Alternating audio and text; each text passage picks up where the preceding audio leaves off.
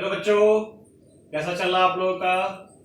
Enjoy आ रहा है? Enjoy कर रहे हैं खूब? और किसी तरीके कोई दिक्कत उसको भी बताते चलो, ठीक है ना बच्चों? आप लोगों का रेस्पॉन्स बढ़िया आ रहा है, ठीक है। आज भी सुबह कुछ बच्चों का आया था, दिशा का आया था आज, ठीक है। दिशा ने भी बहुत बढ़िया रेस्पॉन्स दिया। थैंक्स दिशा, आपने रेस्पॉन्स बढ़िया दिया। ऐसे ही मेहनत आप करते रहो बेटा, है ना। जैसे और लोग मेहनत कर रहे हैं और गर्ल्स मेहनत कर रही, आप भी मेहनत करो। तो आप लोग का एक गोल डिसाइड है, आपको सिलेक्शन लेना है तो लेना है, ठीक है। बाकी सब चीजों को इग्नोर करो, सिर्फ मेहनत करो, पढ़ाई करो और ज्यादा से ज्यादा सवाल पूछो। मैं आपको बराबर रेस्पॉन्स दूंगा। जितना ज्यादा क्वेश्चन पूछेंगे उतना बढ़िया रिजल्ट आएगा, ठीक है ना। चलिए, तो हमने पिछले लेक्चर्स में, वीडियो लेक्चर्स में मैंने एस ब्लॉक एलिमेंट्स के बारे में स्क्रीनिंग इफेक्ट यानी स्लेटर्स रूल को अप्लाई करना सिखाया था, राइट। अब जो है दूसरी बात क्या है, अब हमने लास्ट में एक हेडिंग डाला था पी ब्लॉक एलिमेंट। तो पी ब्लॉक एलिमेंट बेटा जो होते हैं, बच्चों मेरी बात सुनना, जो पी ब्लॉक एलिमेंट होते हैं वो 13 ग्रुप से लेकर के 17 ग्रुप तक होते हैं, सॉरी 18 ग्रुप तक होते हैं। अगर मैं पी ब्लॉक एलिमेंट की बात कर रहा हूं तो 13 ग्रुप से लेकर के 18 ग्रुप तक सारे के सारे पी ब्लॉक एलिमेंट हैं। अब उनमें भी हम लोग स्लेटर्स रूल लगाएंगे, जैसा कि हम एस ब्लॉक में लगा रहे थे उसी तरीके से हम पी ब्लॉक एलिमेंट में भी लगाएंगे। तो आपने हेडिंग डालना है, Z effective in P block element, right, ठीक है ना। नोट करो बच्चों। तो यहां पर हमारा जो होगा 13 ग्रुप यानी बोरॉन फैमिली से लेकर के 18 ग्रुप तक हम चलेंगे, इनर्ट गैस तक, ठीक है। 13 ग्रुप से लेकर के 18 ग्रुप तक लेके चलेंगे और कम से कम 7-8 एग्जाम्पल हम करके आपको दिखाएंगे। और एक एग्जाम्पल ऐसा भी होगा जिसमें ये मेंशन होगा कि माइनस चार्ज या प्लस चार्ज लगा है, तो हमें मेनली प्रोटॉन को ही लेना है, इलेक्ट्रॉन को नहीं लेना है, और एटॉमिक नंबर की भी बात हम नहीं करेंगे, ठीक है ना। तो इस तरह की बातें हम बराबर बोलते आए हुए हैं, आज हम इसको एक्सप्लेन भी करेंगे, ठीक है ना। तो सबसे पहले इसको नोट करो पहले फटाफट।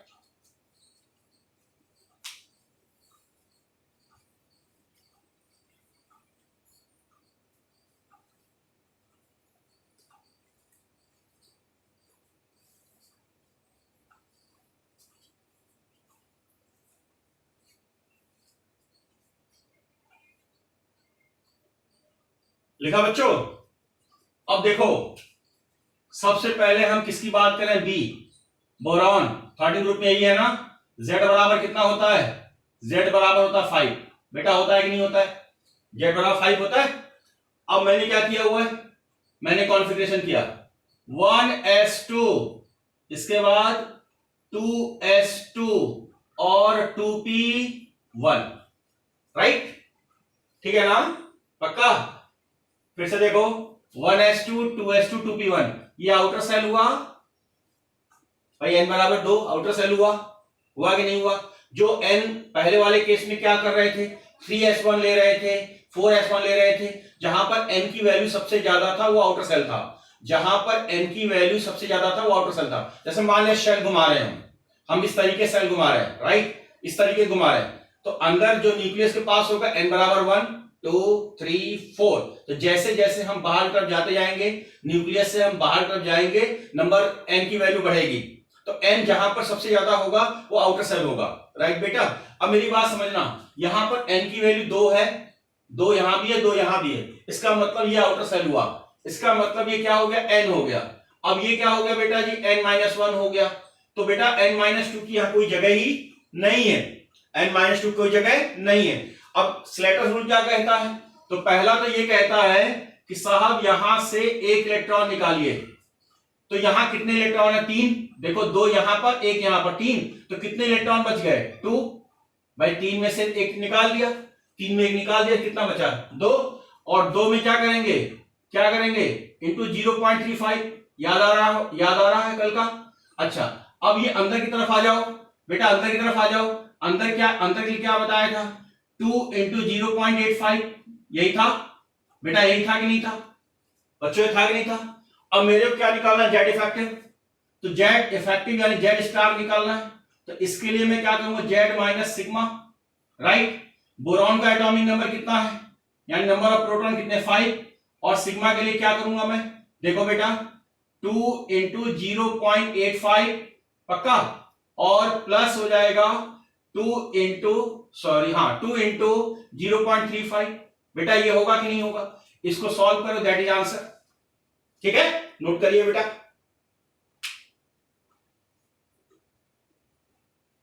5-7 एग्जाम्पल कराऊंगा ताकि बिल्कुल क्लियर हो जाए, बिल्कुल अच्छे से क्लियर हो जाए, कोई डाउट नहीं रहना चाहिए। क्योंकि अगले टॉपिक जो आयोनाइजेशन एंथैल्पी में यूज करूंगा उसमें भी इसकी चर्चा है ना, उसमें भी इसमें इसका डेटा यूज होने वाला है। ठीक है ना, जो वहां पर कुछ बुक्स में लिखा है एक्सेप्शन केसेस है, मैं इसी से उसको सॉल्व करके दिखाऊंगा। ठीक है ना, इसकी रिक्वायरमेंट मेरे अगले टॉपिक में भी खूब पढ़ने वाली है। नोट करो बच्चों।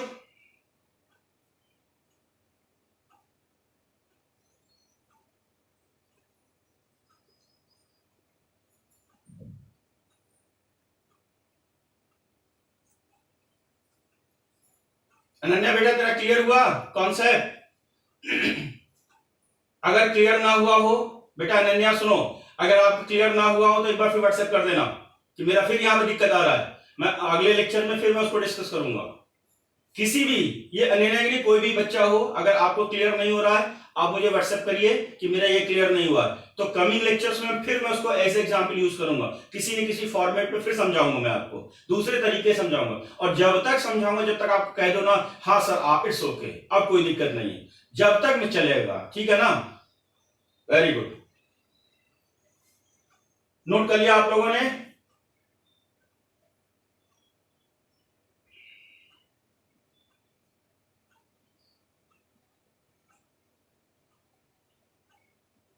बेटा बोरॉन के बाद कार्बन में आ जाओ, बोरॉन के बाद कार्बन में आ जाओ। कार्बन एटॉमिक नंबर कितना, 6। ठीक है ना, एटॉमिक नंबर 6 हो गया। अब देखो 2 2 4, यहां कितना हो जाएगा, यहां 2 हो जाएगा, नहीं हो जाएगा बेटा, 6 हो गया। और ये आपका क्या हो गया, आउटर सेल हो गया, ये n-1 हो गया, राइट। तो पहला रूल क्या था, आउटर सेल से एक इलेक्ट्रॉन निकालिए। आउटर सेल से कितने इलेक्ट्रॉन, 4। देखो 2 यहां 2 है, 4 में एक कम करेंगे तो यहां कितना हो जाएगा, यहां 3 होगा, यहां एज इट इज होगा। अब देखो ये मेरे जेड इफेक्टिव निकालना है, तो सिग्मा के लिए क्या करूंगा, यहां पर मैं क्या कर दूंगा, 3 कर दूंगा, आंसर आ जाएगा। चलो नोट करो फटाफट।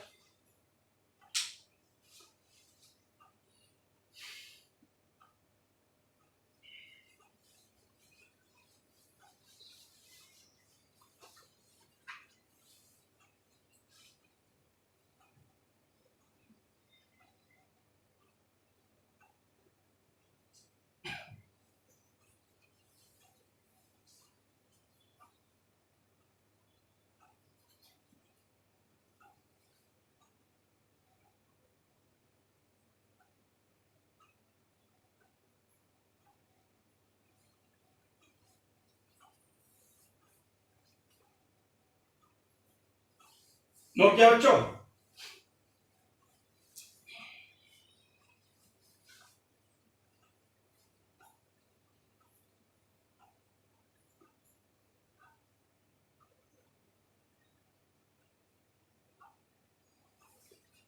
नेक्स्ट देखो, कार्बन के बाद कौन हम लिखेंगे, नाइट्रोजन। एटॉमिक नंबर कितना हो जाएगा बेटा, 7। बेटा हो जाएगा नहीं हो जाएगा, समझना हमारी बात, 7 हो जाएगा।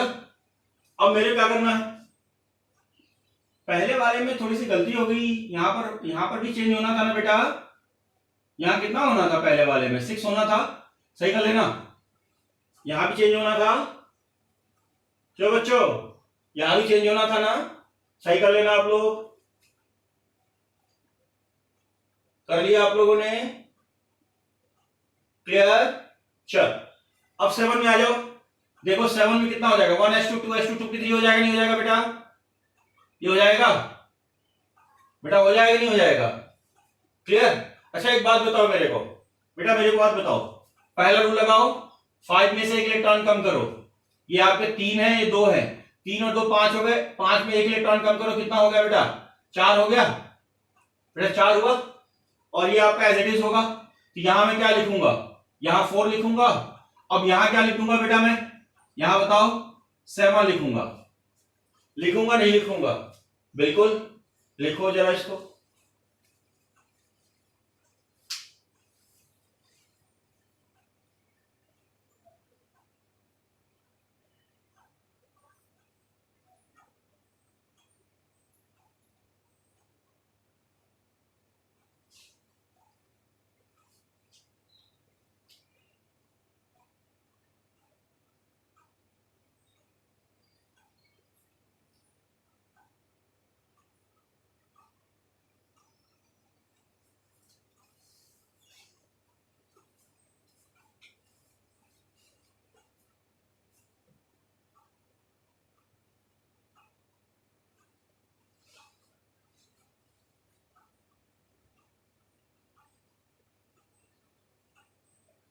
लिखा बच्चों? बच्चों लिखा? अब मेरी बात सुनो, जल्दी जल्दी लिखो फटाफट, और कैलकुलेशन बाद में करके मेरे को व्हाट्सएप करना। मेरे को रिजल्ट चाहिए, फाइनल रिजल्ट, फाइनल आंसर, ठीक है? फाइनल आंसर मेरे को चाहिए।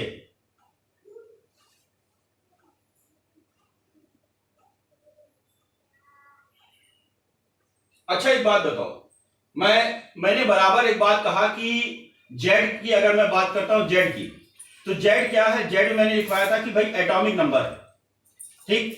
लेकिन मैंने कहा था कि प्रॉब्लम सॉल्व करने के लिए एटॉमिक नंबर की जगह नंबर ऑफ प्रोटॉन लेंगे, कहा था, है ना?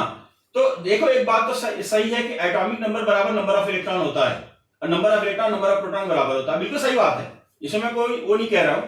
लेकिन बेटा जी मैंने आपको एक बात कहा था, बुक में ऐसा लिखा गया, हम भी ऐसा लिखेंगे, लेकिन प्रॉब्लम करते समय, स्क्रीनिंग इफेक्ट के प्रॉब्लम करते समय, शील्डिंग इफेक्ट के प्रॉब्लम करते समय, या स्लेटर रूल लगाते समय इस बात का ध्यान रखेंगे कि जेड बराबर नंबर ऑफ प्रोटॉन लेना है, नंबर ऑफ प्रोटॉन लेना है।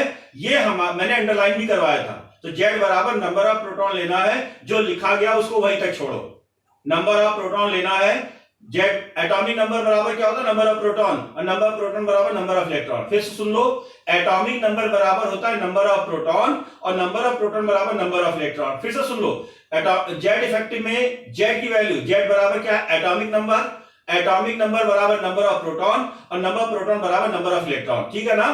तो नंबर ऑफ प्रोटॉन के नीचे मैंने अंडरलाइन कराया था, यहां अगर आप अंडरलाइन करेंगे तो सवाल कभी गलत नहीं होगा। फॉर एग्जाम्पल कि अगर मैं ये कह देता हूं, अगर मैं ये कह देता हूं कि मान लिया जाए मेरा क्वेश्चन n माइनस है, राइट, ठीक है? तो n माइनस के केस में अगर मैं कहता हूं कि मेरे पास बताओ इलेक्ट्रॉन कितना हुआ, तो इलेक्ट्रॉन तो हो गया 8, और अगर मैं कहता हूं प्रोटॉन कितना हुआ, तो प्रोटॉन तो रह गया 7। कोई दिक्कत? कोई दिक्कत नहीं। तो एटॉमिक नंबर मैंने इसलिए मना किया था, उसको किनारे रखो, वो बुक तक सही है, नोट्स तक सही है, लेकिन प्रॉब्लम करते समय आपने प्रोटॉन को ध्यान देना है। अब देखो, अगर मैंने n माइनस लिया, अगर मैंने n माइनस लिया, तो इलेक्ट्रॉन कितने हो गए? 8 हो गए। 2 2 4 4 3 7, तो यहां क्या लिख देंगे? यहां 4 लिख देंगे बेटा, 4 लिख देंगे, लिखेंगे। अब स्लेटर लगाओ, ऊपर इलेक्ट्रॉन 6 हो गए, 6 हो गए ना, एक कम करो, यहां 5 बचा, ये आपका मेंटेन है। यहां पर क्या लिखेंगे? क्या हम 8 लिखेंगे 7 की जगह पर? क्या 8 लिखेंगे या 7 लिखेंगे? 7 लिखेंगे। क्या लिखेंगे? 7 लिखेंगे, राइट? एक बात समझना, और यहां पर क्या हो जाएगा मेरे पास? यहां 5 हो जाएगा, यहां 7 आपका मेंटेन रहेगा। तो इस बात का विशेष ध्यान देना है कि हमें जो है जेड इफेक्टिव में हमें प्रोटॉन लेना है, इलेक्ट्रॉन नहीं लेना है। हमें जेड इफेक्टिव में प्रोटॉन लेना है, इलेक्ट्रॉन नहीं लेना है। Is that clear? अगर मैं कह देता कि अच्छा एक बात बताओ, n माइनस में इलेक्ट्रॉन 8 हो गए, n माइनस में इलेक्ट्रॉन 8 हो गए, ऑक्सीजन में भी 8 होते हैं ना, ऑक्सीजन में भी 8 होते हैं, तो क्या दोनों का जेड इफेक्टिव बराबर होगा? बिल्कुल नहीं होगा। n माइनस और ऑक्सीजन का जेड इफेक्टिव बराबर नहीं होगा। क्यों नहीं होगा? क्योंकि ऑक्सीजन के केस में यहां पर हम 8 लिखेंगे। क्या लिखेंगे? 8 लिखेंगे। उसमें नंबर ऑफ प्रोटॉन कितने होते हैं? 8 होते हैं। तो जेड इफेक्टिव यहां पर ऑक्सीजन केस में यहां 8 हो जाएगा, बाकी सब एज इट इज रहेगा, रहेगा कि नहीं रहेगा, क्या मैं करके दिखाऊं? पहले इसको नोट करो, यानी n माइनस,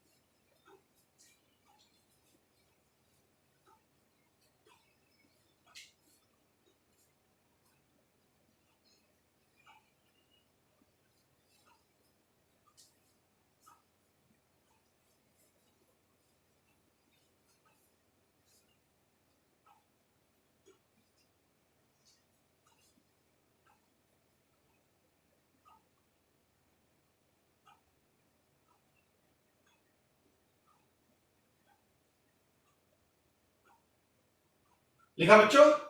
अब देखो, नोट कर लिया आप लोगों ने? अब देखो अगला, देखो बेटा, थोड़ा सा मैं मिटा देता हूं, थोड़ा सा मैं मिटा देता हूं, ठीक है, थोड़ा सा मैं मिटा रहा हूं बच्चों। ऑक्सीजन जेड बराबर कितना? जेड बराबर 8, पक्का? कॉन्फ़िगरेशन करना है बच्चों। ये कितना हो जाएगा? 2 कितना, 4 और 2p4, यही होगा ना बेटा? ये क्या हो जाएगा आपका? ये हो जाएगा आपका n, और बच्चों n-1, ठीक है। इसके लिए मैंने क्या क्या बात बताया, बताओ बेटा जी? इसके लिए मेरे क्या करना है? आउटर इलेक्ट्रॉन निकालना है, एक इलेक्ट्रॉन निकालना है ना। कितने इलेक्ट्रॉन है? 4 ये 2 ये 6 हो गए, 6 इलेक्ट्रॉन है, तो एक कम करिए, कितना हुआ? 5 इंटू 0.35, पक्का? अच्छा इसमें आ जाइए, इसमें देखो बेटा, इसमें कितना करना है? 2 इंटू 0.85, पक्का? अच्छा, अब मेरे क्या निकालना है? जेड स्टार निकालना है, जेड इफेक्टिव निकालना है, तो जेड माइनस सिग्मा, जेड कितना? 8, अभी बताया था मैंने आपको। एन माइनस होगी 8 इलेक्ट्रॉन, एन माइनस में 8 इलेक्ट्रॉन, ऑक्सीजन में 8 इलेक्ट्रॉन, दोनों का जेड इफेक्टिव बराबर होगा? बिल्कुल नहीं होगा, दोनों के प्रोटॉन क्या होंगे? अलग अलग होंगे। दोनों के प्रोटॉन अलग अलग होंगे, electron same, I agree, electron same है, लेकिन प्रोटॉन हमें कंसीडर करना है। हमें एटॉमिक नंबर बराबर नंबर ऑफ प्रोटॉन बराबर नंबर ऑफ इलेक्ट्रॉन। तो पहले हमें कंसीडर करना है नंबर ऑफ प्रोटॉन को, तो नंबर ऑफ प्रोटॉन को ही हम कंसीडर करेंगे, इलेक्ट्रॉन को हम नहीं कंसीडर करेंगे। इसलिए ध्यान रखना है कि n माइनस बराबर 8 इलेक्ट्रॉन, ऑक्सीजन बराबर 8 इलेक्ट्रॉन, क्या दोनों के जेड इफेक्टिव बराबर होंगे? बिल्कुल नहीं होंगे, दोनों के जेड इफेक्टिव बराबर बिल्कुल नहीं होंगे, क्योंकि दोनों में नंबर ऑफ प्रोटॉन अलग अलग हैं। अब यहां देखो नंबर ऑफ प्रोटॉन कितना है बेटा? 8 माइनस क्या करेंगे? अब सिग्मा बताओ, सिग्मा देखो बेटा, ये कितना हो गया? 2 इंटू 0.85, पक्का? अब इसको हमने क्या लिखा है यहां पर? प्लस में क्या लिखेंगे? 5 इंटू 0.35। अब इसको सॉल्व कर लेंगे, इसको ऐड कर लेंगे, इसमें माइनस कर देंगे, ये आपका आंसर आ जाएगा। नोट करो बच्चों।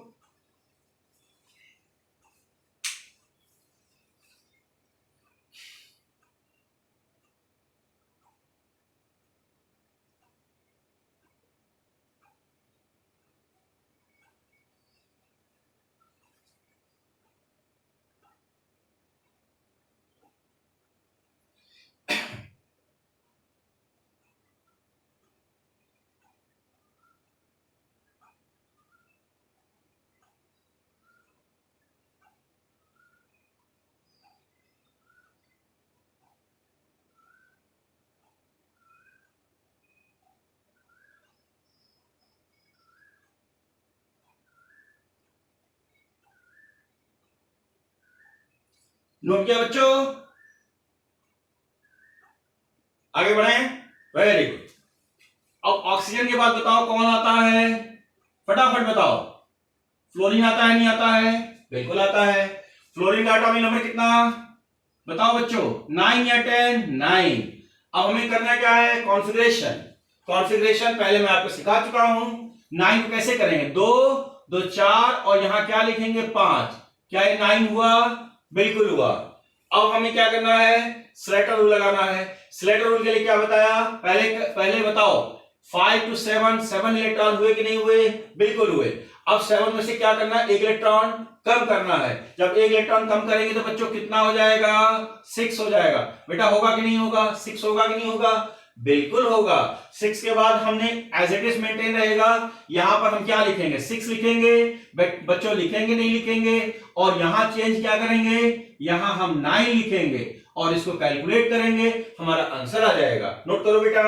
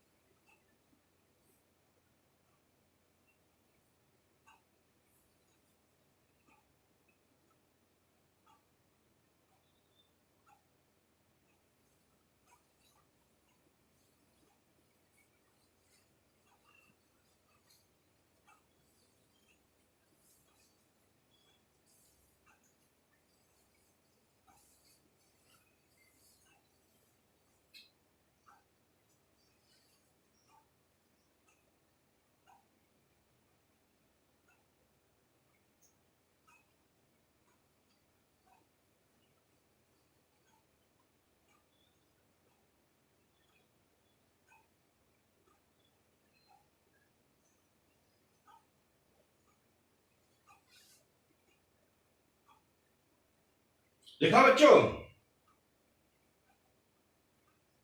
बच्चों लिखा?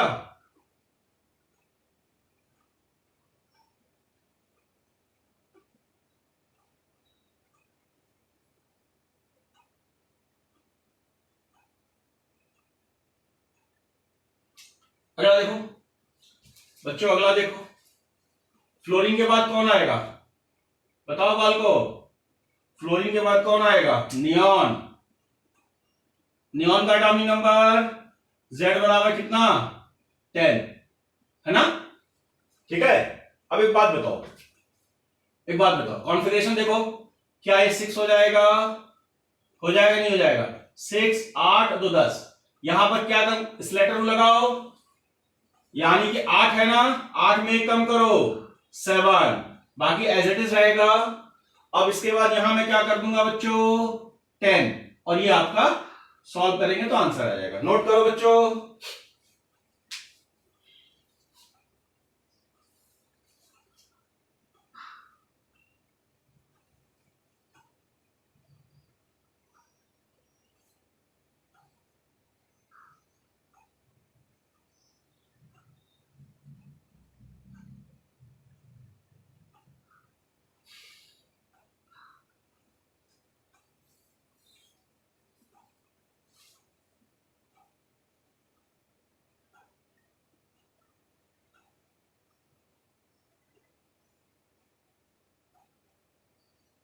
लिखा बेटा, नोट कर लिया?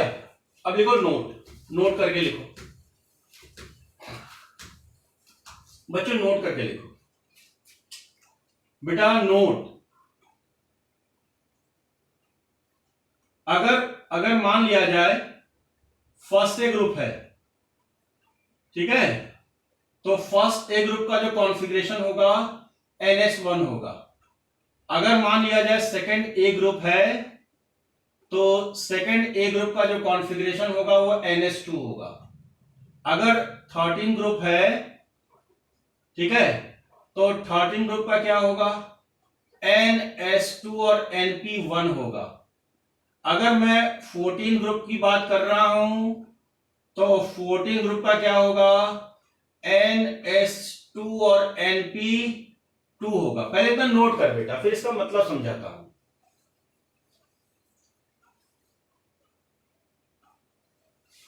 इसको लिखवाने का मतलब समझाता हूं, ऐसा मैं क्यों लिखवा रहा हूं।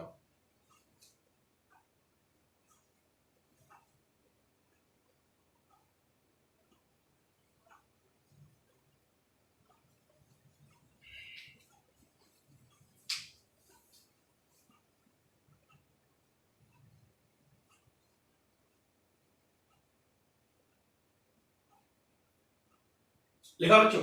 देखो इसकी जरूरत हमको है बड़े एटॉमिक नंबर के क्वेश्चन को शॉर्टकट से सॉल्व करने का। अब लॉजिक देखो, लॉजिक देखो बेटा, इधर देखना। जैसे मैंने फर्स्ट ग्रुप ले रखा है, पहला हाइड्रोजन, एटॉमिक नंबर कितना है? 1 है ना। आपने कॉन्फ़िगरेशन किया, क्या आया? 1s1 आया कि नहीं आया? आया, आया ना। अब हाइड्रोजन के बाद लिथियम है, Z बराबर कितना? 3। आपने कॉन्फ़िगरेशन किया 1s2 और 2s1, राइट? ठीक है, अब समझना। अब इसके बाद सोडियम ले लिया, सोडियम कितना है? Z बराबर कितना आया? Z बराबर 11 है, कॉन्फ़िगरेशन किया 1s2 2s2 2p6 और ये हो गया मेरा 3s1। इसके बाद अगर सोडियम के बाद देखो, पहले में आ रहा है 1s1, दूसरे में आ रहा है 2s1, तीसरे में आ रहा है 3s1। अब समझना, हाइड्रोजन में आ रहा है 1s1 आ रहा है, और लिथियम में क्या आएगा? लिथियम में आएगा 2s1। इसके बाद सोडियम में क्या आएगा? सोडियम में आएगा 3s1। अब इसके बाद पोटेशियम में क्या आएगा? 4s1। और इसके बाद रुबीडियम में क्या आएगा? 5s1, right? यानी कि n का मतलब नंबर 1 2 3 4 5। देखो n बराबर नंबर और s1 सभी में मेंटेन, s1 सभी में मेंटेन। समझ में आया कोडिंग? यार बेटा इसको नोट कर, फिर मैं फिर समझाता हूं।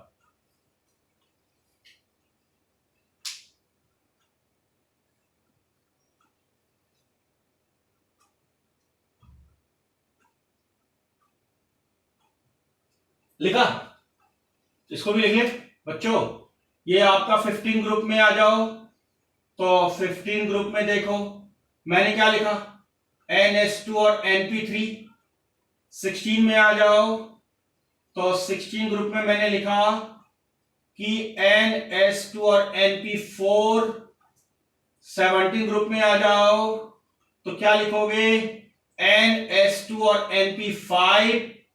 इसी तरीके से 18 में आ जाओ, तो NS2 NP6। पहले इतना नोट करो।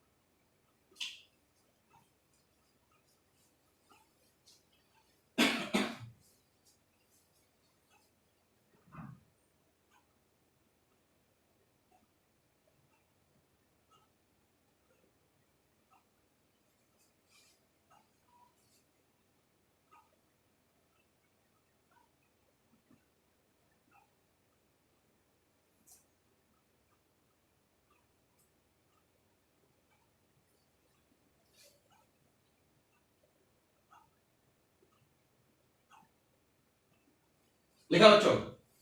फिर से समझाता हूं बच्चों, फिर से समझाओ, फिर से समझा रहा हूं मैं। अब सुनो ध्यान से, एक और समझाता हूं बालको। जैसे मैंने 13 ग्रुप के लिए क्या लिखवाया है ना, जैसे मैंने लिखवाया 13 ग्रुप के लिए क्या लिखवाया, मैंने आपको लिखवाया NS2 और NP1, ये लिखवाया मैंने, है ना? ठीक है। अब इसका लॉजिक समझो। पहला है बोरॉन, फिर एल्युमिनियम, फिर Ga, मतलब इस तरीके से चलेगा, है ना? अब इसका जो है एटॉमिक नंबर कितना है? Z बराबर 5 है, ये आप जानते हो। Z बराबर 13 है, ये भी आप जानते हो। जब हमने इसका कॉन्फ़िगरेशन किया तो मिला 1s2 2s2 और 2p1। आउटर सेल ये हुआ, आउटर सेल ये हुआ। n बराबर देखो, n बराबर 2 लिखा मैंने यहां पर, ये 2 दिख रहा है, n बराबर 2 दिख रहा है, राइट? तो इस केस में हमको क्या मिल रहा है, या मैं इधर लिख देता हूं, इस केस में n बराबर 2 आउटर सेल यही है, जिसमें n का मान सबसे ज्यादा होता है, जिसमें n का मान सबसे ज्यादा होता है वो आउटर सेल होता है, राइट। अब यहां पर क्या हुआ, ये NH2 हो गया, ये आपका NH2 और ये NP1 हो गया। देखो n, ये आपका क्या हो गया, ये आपका NH2 हो गया और ये NP1 हो गया। अगर मैं ये कहता हूं कि एल्युमिनियम का बताओ, तो एल्युमिनियम का कॉन्फ़िगरेशन क्या हो जाएगा, 3s2 और 3p1।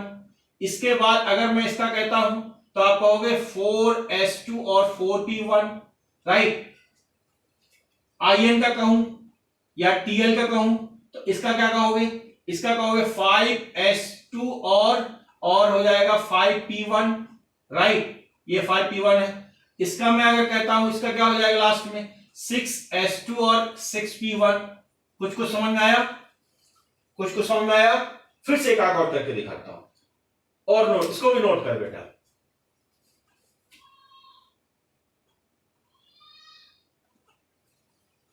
नोट करो बच्चों, इसको नोट कर, एक और करके दिखाता हूं।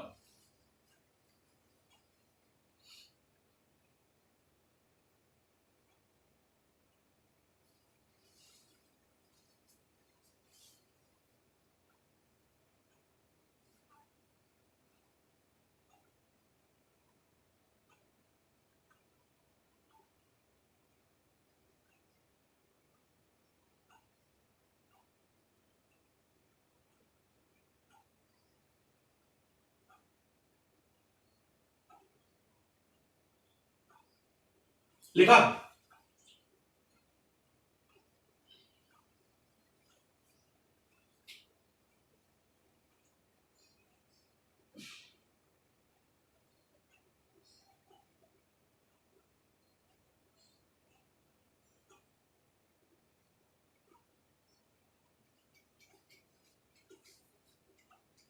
एक और देख बेटा, एक और देख, सभी बातें क्लियर होनी चाहिए। चलो 15 ग्रुप का एक और करके दिखाएं आपको हम, ठीक है। 15 ग्रुप के लिए क्या लिखवाया था, NS2 और NP3 लिखवाएगा, लिखवाएगा ना। कौन कौन से एलिमेंट हैं, नाना पाटेकर आज सब्जी बेचेंगे, नाना पाटेकर आज सब्जी बेचेंगे, राइट। तो इसका एटॉमिक नंबर 7 होता है 1s2 2s2 2p3। क्या ये आ रहा है, NH2 NP3 दिख रहा है ऊपर, दिख रहा है। अब यहां पर इसका मैं कॉन्फ़िगरेशन अगर करूं तो मेरे को क्या मिलेगा, 3s2 3p3। इसकी बात करो, ये क्या मिलेगा 4s2 4p3। ये क्या मिलेगा 5s2 5p3। ये क्या मिलेगा 6s2 और 6p3। देख रहा, लॉजिक समझ में आया, फंडा समझ में आया, ट्रिक समझ में आया, कैसे आपने प्रॉब्लम, बड़े बड़े एटॉमिक नंबर के प्रॉब्लम कैसे सॉल्व करने, धड़ाधड़ सॉल्व बनेंगे। चलो नोट कर बेटा, तो इसको